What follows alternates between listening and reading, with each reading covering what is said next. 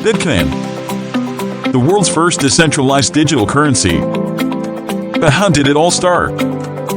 Let's take a look back at the history of Bitcoin. In 2008, an anonymous person or group going by the pseudonym Satoshi Nakamoto published a white paper outlining a new electronic cash system. This system, called Bitcoin, used a technology called blockchain to create a decentralized, peer-to-peer network for digital transactions. In 2009, the first Bitcoin software was released, and the first Bitcoins were mined. The initial value of a single Bitcoin was practically nothing, with one Bitcoin being worth less than a penny. But as more people began to take notice of this new technology, the value of a single Bitcoin began to rise. In 2010, the first known commercial transaction using Bitcoins took place when a programmer bought 2 pieces for 10,000 Bitcoins.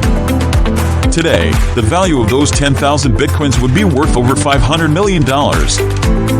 As the value of Bitcoin continued to rise, more and more businesses began to accept it as a form of payment.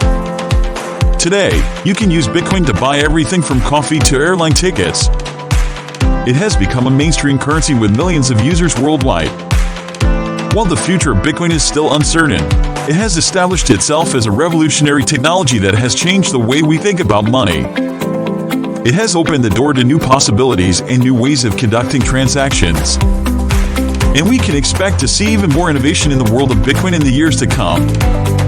Thank you for watching. Join us again to learn more about the world of Bitcoin.